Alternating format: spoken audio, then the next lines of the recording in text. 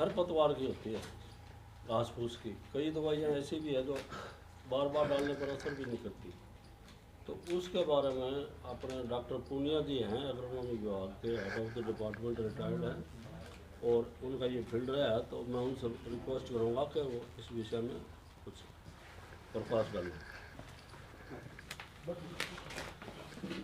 आदर व सम्मान के योग्य doctor Surendra Sial ji, district horticulture officer, और मैडम ज्योति जागड़ा जी, क्लस्टर सुपरवाइज़र, मलिक साहब, गुदारा साहब जो आपके डायरेक्टर हैं, और वो शाडवा से क्या नाम है, दलवीर जी। तो इन्होंने, गुदारा साहब ने और दलवीर जी ने आपको बड़ा विस्तार से बताया कि क्या इनका मकसद है, कैसे प्रधानमंत्री की जो योजना है, कैसे आपकी जो आय है वो दुगनी हो सकती है, और उसके बड़े अच्छे इनकी जो ऑब्जेक्टिव हैं बहुत अच्छे हैं, परंतु सभी को आपको मिलजुल के ही ये काम करना पड़ेगा। तो इसके तहत जैसे मैं आपका यहाँ पर गाजर का क्लस्टर है, कई प्याज का क्लस्टर है, कई जगह किन्नू का क्लस्टर है, तो सभी फसलों में खरपतवार की बहुत बड़ी समस्या है। आप बेच तो जब पाओगे जब आपका जो बीज बना है वो एक तंदुरुस्त बीज होगा, उसमें खरपतवार नहीं होंगे और पैदावार ज़्यादा होगी, तो उसमें खरपतवार का जो प्रबंधन है वो बहुत ज़रूरी है। किसान भाइयों, मैं हरियाणा कृषि विश्वविद्यालय से ही रिटायर हुआ हूँ साइंटिस्ट, और मेरा 38 साल का जो तजर्बा है, यूनिवर्सिटी ने जो मुझे तनख्वाह दी है वो सिर्फ इसी काम के लिए दी है कि कैसे खरपतवार की दवाइयाँ कैसे टाइम पे करना, और दवाइयों के अलावा भी क्या क्या तरीके अपनाना, तो उसी पे मैंने खोज करी है। बस 5 मिनट में, क्योंकि सियाग साहब को भी जाना है और आपको भी मैं अपना नंबर भी दे दूंगा, तो 5-10 मिनट में मैं आपको विस्तार से मोटी मोटी फसलों के बारे में जानकारी दूंगा। जैसे ये गाजर का है यहाँ पर, तो गाजर का बीज के साथ साथ अगर आपके बेलड़ी होगी, हिरणखुरी होगी, या जंगली धनिया हो गया, इस एरिया में थोड़े से पानी भी कई जगह खारे आ जाते हैं, या कुछ ऐसे खरपतवार जो महीन है बिल्कुल, गजरी भी होती है लाल फूलों वाली, अगर वो बीज मिल गया तो आपके बीज बनाने का फिर कोई फायदा नहीं, कि उससे क्वालिटी घट जाएगी। तो उसमें क्या है, आपने जैसे मैं इस खेत में देख के आया, यहाँ पे एक ज्वार, अपने ग्वार के बाद उसकी वो कर रहे हैं, साथ में जो और खड़े हैं, गेहूँ खड़ी है, सरसों खड़ी है, उसमें जो खरपतवार अब आपके आएंगे, बाथू आएगा, चिलवा आएगा, जो बुढ़ला बाथू बोलते हैं, वो खारे पानी की निशानी, या तो आपकी ज़मीन में नून है या आपके पानी में थोड़ी सी नमकीनपना है, और गजरी खड़ी है, गजरी वो लाल फूलों वाली जिसको बोलते हैं, और आपके गुल्ली डंडा भी खड़ा है जिसको कणकिया घास बोलते हैं। तो ये सभी तरह के घास आपके खेत में आएंगे। तो उसको रोकने के लिए शुरू में तो आपने उसको ऐसे दवाई का उपचार करना है, ऐसी दवाई का छिड़काव करना है जिससे कि वो खरपतवार कम से कम उगाव हो सके उनका। तो उसके लिए आपको सभी को, ज़्यादातर को पता है कि पीली दवाई जो करते हैं, प्याज में भी करते हैं, वो पेंडीमिथिलीन है। पेंडीमिथिलीन क्या है, कई किसान भाई उसको पहले पानी से पहले भी कर देते हैं, या पानी के साथ साथ भी, कई जगह मैंने देखा ये गलती करते हैं, पानी के साथ साथ भी कर दिया, वो गड्ढे में जाके इकट्ठी हो जाएगी, वहाँ पे आपकी फसल का जो भी छिड़काव किया उसका कोई फायदा नहीं, और बोई जाने वाली फसल को भी नुकसान हो जाएगा। तो जो प्याज की पीली दवाई है, इसके बारे में आपको थोड़ा सा बताता हूँ। अगर फसल का दाना, चाहे आप सरसों में करो, चाहे आप चने में करो, गाजर में करो, तो दाना अगर छोटा है फसल का तो 1.25 लीटर ही करना है। दूसरा, आपकी ज़मीन पक्की है, अब यही चौधरीवास की है जो जहाँ भट्ठे वगैरह लगे, वो पक्की ज़मीन है यहाँ से, उसमें आप 1 लीटर भी कर सकते हो। परंतु यहाँ की ज़मीन में आपने पीली दवाई, जब आपने पानी लगा दिया, पानी लगाने के बाद जब पैर पड़ने लग जाए, 1.25 लीटर ही पानी वो करनी है। अगर वो जो दूसरी आप करते हो, ये तो होगी 30% वाली, अगर आप 38% करते हो तो उसकी 600 मिलीलीटर मात्रा ही काफ़ी है। ठीक है, तो पीली दवाई करनी कब है? पीली दवाई जब आपने पानी लगा दिया, पैर पड़ने लग गया, क्योंकि ये जो फसल के खरपतवार के घुंडे फूटते हैं ना, उसको वहीं रोकेगी। अगर घुंडे फूट के जो आपके खरपतवार, बाथू जाम गया, गुल्ली डंडा जाम गया और कुछ जाम गया, वो उसको काबू नहीं करेगी। जामने के बाद शुरू की अवस्था में उसको वहीं पे रोक देगी। जब उसकी गुंडा फूट गया, गुंडे फूटने के बाद वो भोजन बनाता है, उसको वहीं रोक देती है, सेल डिवीजन को रोक देगी, वो मर जाएगा। तो दूसरा इसके बारे में और एक आपको दवाई बताता हूँ। गोल एक दवाई आती है, गोल 23% की, जो प्याज में भी करते हैं। जब प्याज अब बड़ा हो गया तो प्याज में भी गोल करते हैं। उस गोल दवाई का, अगर एक MSc का लड़का था शक्ति सिंह, डॉक्टर साहब जानते होंगे, मैंने उसकी थीसिस कराई थी। तो गोल दवाई अगर आप यहाँ अभी भी डाल देते हो, जैसे जिस तरह पीढ़ी डाली, पीढ़ी की बजाय गोल डाल दो। गोल का क्या होता है, वो ज़्यादा दिन तक ज़मीन में रहेगी। क्यों? आगे गर्मी आएगी, पानी तो बार बार लगेगा, पानी बार बार लगेगा तो खरपतवार उगते रहेंगे। तो पीढ़ी दवाई तो एक महीना काम करेगी। तो जो गोल है, अगर आप गोल की 200 मिलीलीटर मात्रा आप अभी डाल दोगे पीढ़ी दवाई की बजाय, तो वो गोल ज़्यादा दिन तक असर करेगी ज़मीन में और खरपतवारों को नहीं उगने देगी। तो उसके बावजूद भी खरपतवार उग जाते हैं, चाहे आप गोल भी कर ली और भी कर, क्योंकि आगे जाके अप्रैल मई में पकड़ा इसने, तो अप्रैल मई में जाके गर्मी आ जाएगी और खरपतवार जामेंगे। अभी इसमें गुल्ली डंडा भी जाम जाएगा, बत्थू भी जामेगा, चिलवा भी जामेगा, गजरी भी जामेगी। चलो उसने वो रोक दिए। जो पीढ़ी दवाई है वो जो गजरी है उसको नहीं रोकेगी। डिल्ला भी जामेगा इसमें, गुल्ली डंडा भी जामेगा, गुल्ली डंडे को भी कुछ हद तक वो रोकती है। तो अगर आपके फिर भी जमाव हो गया तो एक पिनॉक्साडेन एक्शियल दवाई आती है, जिसको मैं आपको कहूँगा, गेहूं में भी शिकायत आने लगी कि टॉपिक से इतना अच्छा नियंत्रण नहीं मिल रहा। काम नहीं कर रही ना, टॉपिक कम काम करती है। टॉपिक की शिकायतें आती हैं कि टॉपिक कम काम कर रही है, तो टॉपिक की बजाय आपने दूसरे साल्ट है उसको बदल देना है। एक्शियल आती है सिजेंटा की, तो एक दो कंपनी की और भी आती है। तो एक्शियल का 400 मिलीलीटर मात्रा, जब गुल्ली डंडा इतना बड़ा बड़ा हो जाए तो उसको आपने छिड़काव कर देना है।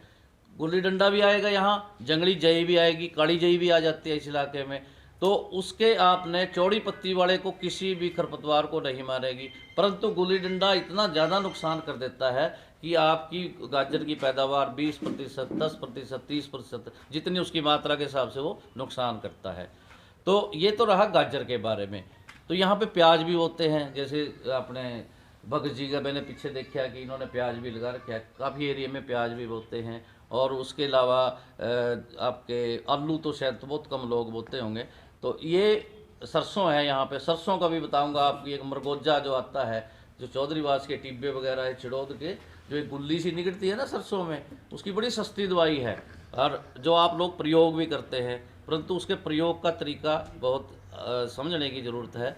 तो प्याज में आपने यही पीढ़ी दवाई उतनी ही मात्रा जितनी गाजर में कर रहे हो, 1.25 लीटर के करीब, और 1 लीटर भी कर सकते हो प्याज में। तो प्याज में ये करना है।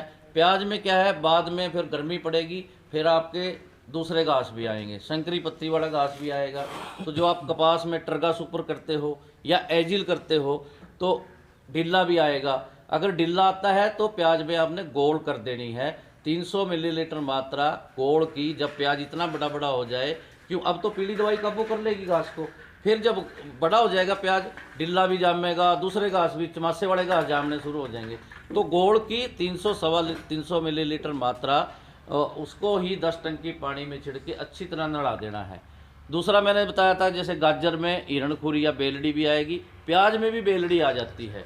तो अगर बेलड़ी ज़्यादा आ गई आपके प्याज को या गाजर में कर दोगे ना, वो वहीं सूख जाएगी।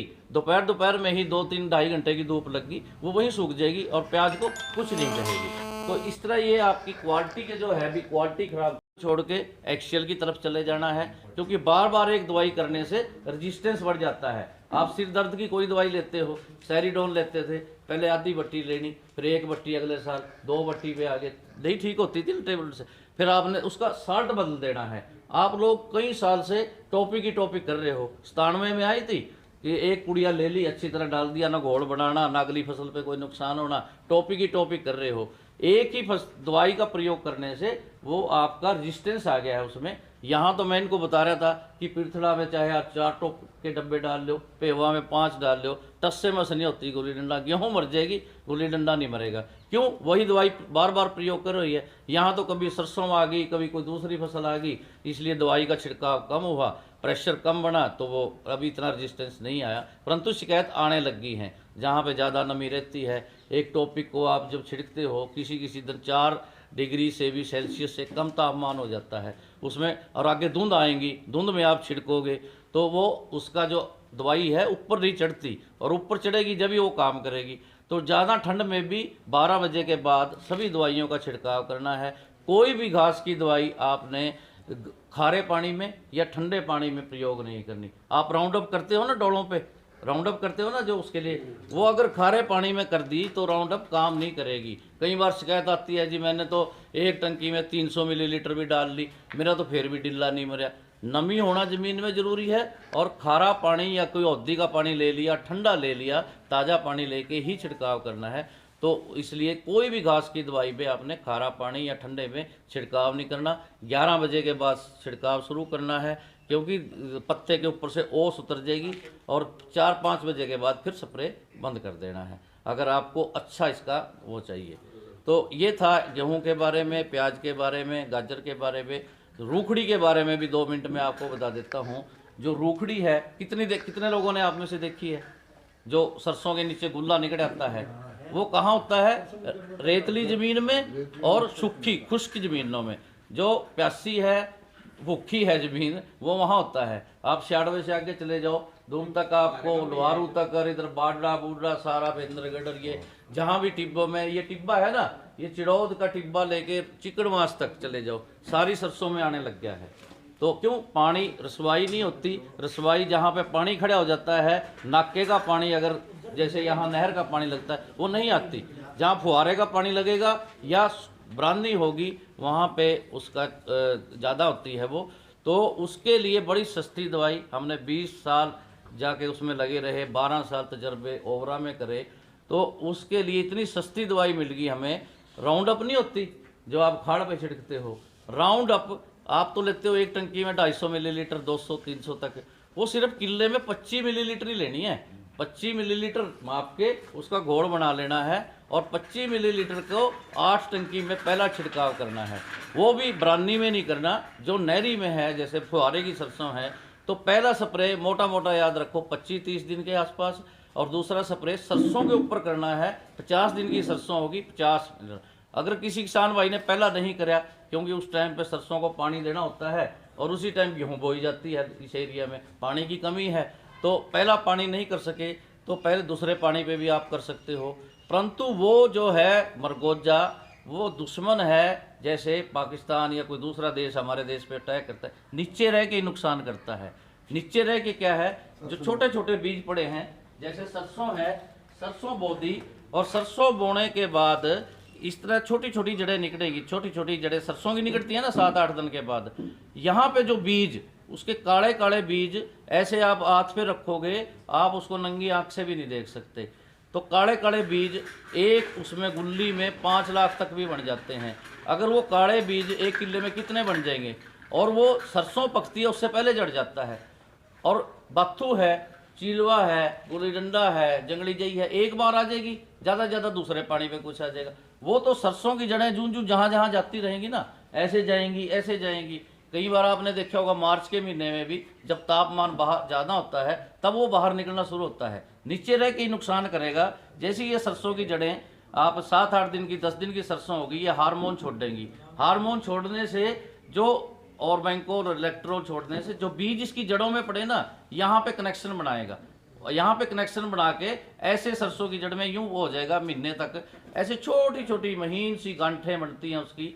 तब आपने छिड़काव करना है। फिर मूंगफली की गांठ जैसी बन जाती है, तो तब आपने उसका छिड़काव करना। सरसों में आए ना आए आपको ये नहीं पता चलेगा सरसों में आ रहा है, तो आपको पिछले साल का देख के, 2 साल पहले का देख के उसमें छिड़काव करना है। सरसों के ऊपर छिड़काव कर दिया, यहाँ से जाएगी, नीचे जो गांठें बन रही है ना छोटी छोटी, उनको रोकेगी। तो इसलिए हम बताते हैं कि पानी में करो, क्योंकि अमीनो एसिड को वो कम करती है। तो सरसों पे भी एक बार थपका लगने का वो है। अगर पानी दिया जाएगा सरसों पे कोई नुकसान नहीं। दूसरा ध्यान ये रखना है कि पहले पानी पे जब छिड़काव करो, 2 दिन पहले पानी लगा दो या 2 दिन बाद में पानी लगा दो, और उस पर छिड़काव एक सार करना है। जैसे गए जो ये नोजल हैं, इनसे छिड़काव करना है आपने, जो कीड़े वाली नोजल से नहीं करना। ये जो कट वाली नोजल होती है ना, एक कट वाली होती है, ये टक वाली, इससे छिड़काव करोगे तो एक सार पड़ेगा। एक ये नोजल है, एक ये नोजल है, ठीक है जी। इससे छिड़काव करोगे तो ऐसे छिड़काव पाएगा, जिस तरह यूं ले लेना है, 3 लाइन आप ऐसे ले लो, फिर यूं दिल से आ जाओ। ये नहीं है भी यहाँ टिब्बा है, यहाँ ज़्यादा आएगा, टिब्बे में ज़्यादा होता है ना, तो ऊंचे पे जाना आएगा, ऐसे नहीं यहाँ ज़्यादा दवाई मारती। आपने एक साथ चलना है। पहले स्प्रे में 8 टंकी पानी की लगेंगी 120 लीटर, दूसरे में 150 लीटर पानी लगा के अगर दवाई बच गई तो बाहर कर दो, उस पर नहीं करनी। तो जैसे कहोगे ग्लाइफोसेट 25 मिलीलीटर कुछ नहीं कहती, 50 मिलीलीटर कुछ नहीं कहती, 75 तक भी आपने नहीं जाना, 75 तक भी सरसों का कुछ नहीं बिगड़ता। सुबह नहीं स्प्रे करना, क्योंकि सरसों का पत्ता ऐसे होता है, खुरदरा पत्ता होता है, ओस पड़ी होती है, ओस के ऊपर दवाई गिरेगी तो थोड़ा पीड़ापन आ जाएगा कई जगह। या जांडी है, अगले इलाके में जाके जांडी बहुत है, जांडी के नीचे तो ओस पड़ी रहती है, दोपहर के बाद धूप लगेगी जब जाके आपने उसका करना है। नहीं, जांडी के नीचे अगर ओस है वो आपने स्प्रे नहीं करना, जांडी के नीचे सरसों खड़ी है बाद में कर देना, उसमें नहीं करना। तो इसका ये आपको मरगोजा के बारे में थोड़ा बता। आओ जी बेनीवाल साहब तो इसका आपने क्या है, ये ऐसी गंदी बीमारी है मरगोजा। 18 साल आपने सरसों नहीं बोई उस खेत में, 18 साल चना बो दिया, 18 साल आपने जौ बो दिए, गेहूं बो दी, मरगोजा नहीं आएगा। पर जो आम बीज है वो 4-5 साल में गड़ जाते हैं, ये 20 साल तक नहीं गड़ता। इतना सख्त बीज है पतला, इतना सख्त बीज है कि 19वें साल आप सरसों बोगे फिर आपके खेत में आ जाएगा। तो इसलिए इसका 2 छिड़काव 50-60 दिनों तक जो उसने खुराक लेनी है वो नीचे नुकसान करता रहता है। आप खेत में जाओ इस टाइम 10-11 बजे भी खेत में जाओगे, जो पौधे आपको मुरझाए मिलेंगे ना, नीचे वो मिलेंगे, पीड़ापन मिलेगा, समझ लो उसमें मरगोजा आ गया है। और वो सारी खुराक सरसों की लेगा, पानी लेगा, सरसों सूखती रहती है, उसकी बाद में गुल्ली सी निकल जाती है। 15 नवंबर दिसंबर तक तो निकलेगी, फिर वो ठंड में नीचे दबा रहेगा, फिर नुकसान कर रहा है नीचे, ठंड में दबा रहेगा। उसके बाद जब फरवरी आएगी तापमान बढ़ेगा, फिर अपने आप आके बीज बना लेगा, और सरसों कटने से पहले ही उसके सारे बीज झड़ जाते हैं। इसलिए उसका नियंत्रण आपने लगातार 2-4 साल, सस्ती दवाई 20 रुपए के 2 स्प्रे पड़े घर में है, अपने आप बढ़ा लो। और ये जो चिड़ोद के हैं इनके हमने डेमोन्स्ट्रेशन करे, काफ़ी लोग करते हैं। एक आधा आदमी झाड़ुए में भी ये कह देता जी रेत में मिला के, खाद में मिला के डाल दो। जब उसने पत्ते के ऊपर ही काम करना है, वो दवाई तो धरती पे गिर गई, कोई काम नहीं करती, जीरो है, तो वो कैसे खाद में मिला के काम करेगी। ठीक है, किसी पौधे पे ऐसे छिट्टा मार दिया, खाद उसके पत्तियों पे गिर गई, थोड़ा बहुत उसने काम कर लिया, ऐसे काम नहीं करती वो। आपने सरसों के ऊपर करना है जिससे नीचे जाए, 3-3 लाइन लेनी है बाकायदा, कोई रिपीटेड स्प्रे नहीं करना, फालतू नहीं मारनी ऐसे। तो इसलिए, और दोपहर को करना है, बिल्कुल गिल्ले में नहीं करना, खुश्क ज़मीन में नहीं करना, नहीं तो मरगोजा कम नुकसान करेगा, उसका दवाई का नुकसान ज़्यादा हो जाएगा। तो ये मोटी मोटी बातें थी। आपको कोई भी मेरा नंबर नोट कर लो, कोई आपको इसके बारे में हो, गुदारा साहब के पास भी नंबर है, सभी डॉक्टर साहब के पास, सबके पास है, 94-162 80-828। किसी टाइम भी आप खरपतवार संबंधी, ये नहीं है जी मेरे सुंडी आ गई, तेला आ गया, ठीक है, मैं थोड़ा बहुत बता देता हूँ, पढ़ा है आपने, पर इसकी ही मेरी स्पेशलाइजेशन है। चाहे मेरे को कहीं से पूछ के बताना हो, पंजाब में फ़ोन करूँ, कहीं भी करूँ। दूसरा, आप बता रहे थे कि वो जो उसमें केड़ी जैसा पौधा आता है, केड़ी जैसा खरपतवार आता है, वो ना तो ग्रामेक्सोन से मरता, या तो ग्लाइफोसेट जब करोगे इस डोजल से ही करनी है, कि वो ऐसे करके जब नरमा इतना बड़ा हो गया कि वो आता भी बाद में है, तो आपने कुड्डों में नीचे नीचे कर देना है, पत्तों पे नहीं गिरने देना बिल्कुल भी, उसको हाथ से ही करना है, टंकी से। दूसरा, मक्की में, बाजरे में अगर वो आता है, उसका नियंत्रण है, दवाई है, लॉडिस दवाई 120 मिलीलीटर किले की, बहुत अच्छा कंट्रोल करती हो। पर नरमे में हमने बहुत ज़्यादा दवाइयाँ कर ली, उसका कोई नियंत्रण नहीं मिला, सिर्फ एक राउंड अप के से। तो ये थी किसान भाइयों मोटी मोटी बात। धन्यवाद गुजारा साहब का, डॉक्टर सियाग, इन्होंने मुझे आपसे रूबरू होने का मौका दिया और आते रहेंगे। कभी भी कोई आपको नहीं भी आए तो फ़ोन पे आप अपनी उसकी खेत की वीडियो बना के या बना के भेज दो नज़दीक से, ये खरपतवार आ रहा है, इसी नंबर में मेरा व्हाट्सएप। धन्यवाद।